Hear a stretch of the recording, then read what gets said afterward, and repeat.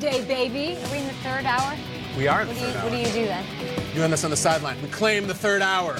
Like high school football players claim the fourth quarter. Guys, get it up. Okay, get it up. Get it up. That's not lame. That's pretty cool. Don't you feel some kind of way? In 1994, I felt some kind of way, yes, absolutely. Our control room's doing it in Mount Laurel. Yeah. Third hour. Sending love to them. It is Thursday, September 12th. My name's Kay Adams, Nate Burleson, Peter Schrager, Kyle Brandt is here, and so are you, and we are all here for kickoff hours away from now, 8:20 p.m. Eastern on NFL Network. It's time for the lead block.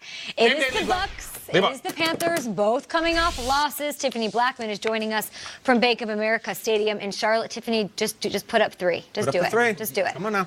Put up three fingers. She's like, what? What is going on? What are you talking about? Nope.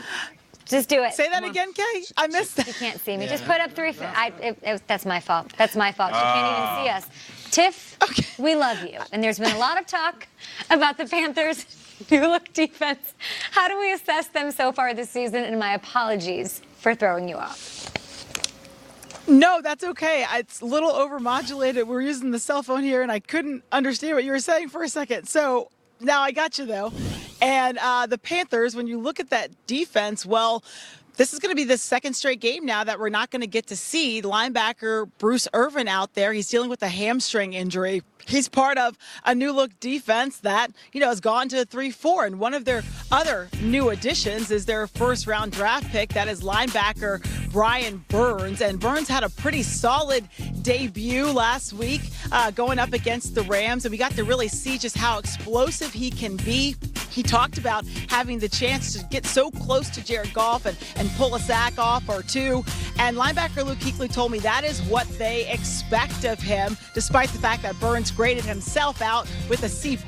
Now, it is possible that Burns grades himself higher after tonight. He is going up against Jameis Winston, and this defense is concerned about Winston's ability to extend plays. And so they can, somewhat fear not, and that's because they have Winston's former teammate on their side, and Gerald McCoy, who said that he knows all of Jameis's escape moves. Tiffany, on the other side, there's at least three players who can step up to help Jameis. We don't want to criticize Jameis. We want to support this offense and this quarterback, but that supporting cast has to help us. Who are the guys around Jameis who might make the difference tonight? Yeah, he's got so many playmakers. And look, linebacker Luke Kuechly, he said that this Bucs offense, that they don't get enough credit, that they can put up the yards, that they can score points. He said he knows that Jameis can go out there, throw for 400, even throw for 4 touchdowns. And look, we know that, as you mentioned, he's got playmakers. When you look at that receiving core, they've got Mike Evans. They've also got Chris Godwin, who is not the number one, but they view him as being the number one. And then they've got Rashard Perryman out there who can kind of light you up, maybe over the top with some speed. Of course, they've got those tight ends and Cameron Brate and O.J. Howard. But guys, look, they've been looking for some consistent play at that running back position pretty much since Doug Martin left. And they got to see kind of a glimpse of what Ronald Jones can do. Last weekend, he rushed for 75 yards, and Coach Bruce Arians had a lot of praise for him, said that he had the hot hand.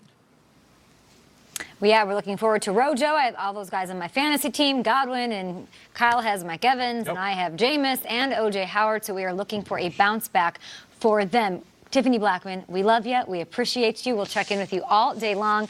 Leading up to kickoff, it's Thursday Night Football, and it's back. The clash between NFC South foes, Buccaneers and Panthers.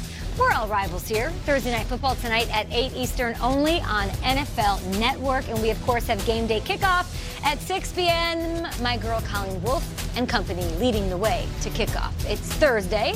It's the third hour, so it's time to break down the biggest storylines. All right. Tonight's Bucks-Panthers game. It's the Roto Thursday. Fight. Let's go. First up, it's a battle of the quarterbacks, both Heisman Trophy winners, of course, both former #1 picks, and both holding big L's to start the season in 2019. So I ask you, gentlemen, which former #1 overall pick has to silence critics more? Who's got more to prove? Who's under more pressure? Who do you have more confidence in? Take it how you will, Jameis Winston or Cam Newton. Guys, can we picture starting the show tomorrow on 7A, the very first block to show me, like, well, Jameis was incredible last night. He won the game, final drive.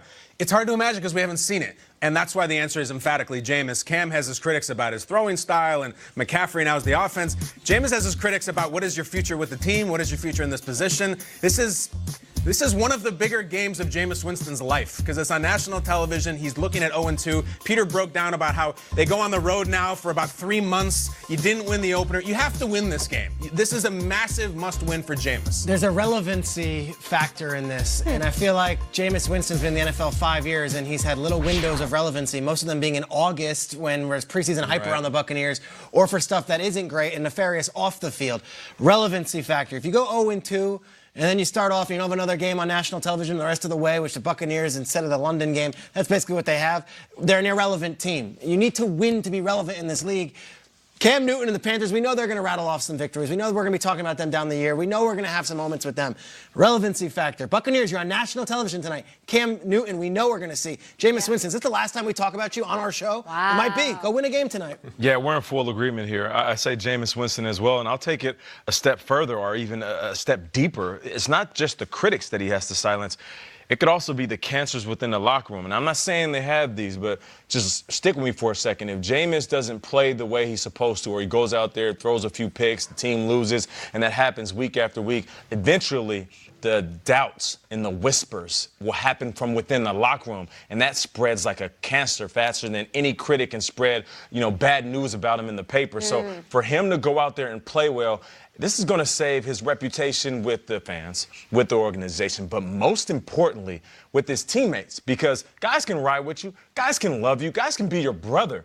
But if you play bad for an extended amount of time, guys will start walking in that locker room and being like, well, you know what? We got to do something about this quarterback position. And they'll walk in that huddle like, I don't believe a word you're saying. Yeah. I don't think we're going to win this game because I don't trust you and I don't want to follow you. Jameis, he has a ton of people he need to win over. Yeah. I think most importantly, it starts within. So I guess the difference then, because, the Panthers have a great losing streak as well. Are you saying that the NFC Championship and the MVP have bought Cam some leeway, I guess?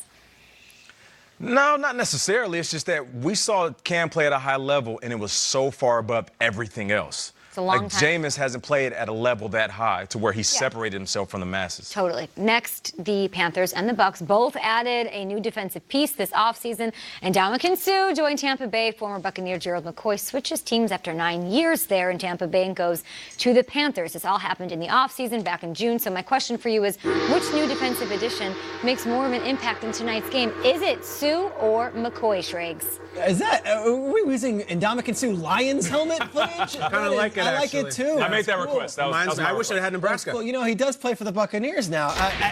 I want to say it's going to be Gerald McCoy. So much riding. Suh has nothing against the Panthers. Suh hasn't ever had some history with the Carolina Panthers.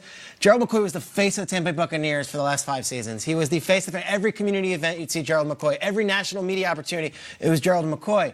Things go sour at the end. A new coach comes in and he says, Gerald McCoy's not my dude. They cut bait with him, and within seconds, they're already moving right along to Ndamukong Suh, giving McCoy his number, and not having glowing things to say about Gerald McCoy on the way out. McCoy took the high road all week. He might take the low road today on the field. He's going to be a wrecking ball. I think Gerald McCoy has a score to settle. I would watch Gerald McCoy tonight for the Panthers, a new addition in their front seven. I like that we ran the Lions picture of Suh because that's the Suh that I want to see. Ndamukong Suh has developed a reputation, unfair or not, of being a bit of a mercenary. And if you go into the All-22 posse on Twitter, they will break down last season and see he was really good at the end of the year and might have kind of coasted throughout the year. I remember the folk hero coming out of Nebraska who showed up unblockable, terrorizing guys, getting flagged, getting fined, and kind of getting it done. I know he's very wealthy. I know he's friends with Warren Buffett. I would like to see a little Warren Sapp because it's been a minute. I'm going to go with Ndamukong Suh, just for the simple fact that I know that he pays attention to the little things. He's very observant. And he listens to everything. And he knows what people are saying. Not just about him at this point in his career, like you're talking about, not just about Gerald McCoy that he's replacing, but I know that he wants to prove that I'm not just here chilling, collecting a check. And plus, I know when Ndamukong Suh plays mad, he's a different type of beast. I'm going with Suh. Do you believe in the revenge factor with Gerald McCoy? 9 years with one team, goes to the other. They signed Suh, let him wear his number. These two have been rivals since college, Big 10, Big 12 days. Do you believe that he didn't have a great week one, Gerald McCoy, on the stat sheet? Can he bring it? Do you believe in the narrative? No doubt. Peter said it best. He took the high road all week. He's going to take the low road tonight. Like it. Final throwdown on this Thursday. There are lots of great wrestlers in pro wrestling history, but two of the all-time best hail from cities represented by tonight's teams. For Tampa Bay, it is Hollywood, Hulk Hogan, and for the Carolina Panthers, Nature Boy and friend of the show, he's a Fox, Ric Flair. Woo! So I asked the table, who's the more iconic wrestler, Hulk Hogan or Ric Flair? Hulkster's the greatest. He took pro wrestling to new heights, but the most iconic is the nature boy. The Hulk Hogan brand has taken some damage, and the hip-hop factor for Ric Flair, the end zone celebration for Ric Flair has done big, big things. I think it's Flair, and I have kind of a prejudice against Hogan because I once called the 1-900-HULK HOGAN hotline as a kid and got like a $20 phone bill, and I got in so much trouble from my parents. And you call, and he goes, "Oh, you little Hulkamaniacs, make sure to get your parents' permission." No one did. I got grounded for it, so I blame him. I think it says a lot about you as an 80s child. If you were a WWF Hogan guy or a WCW Ric Flair guy,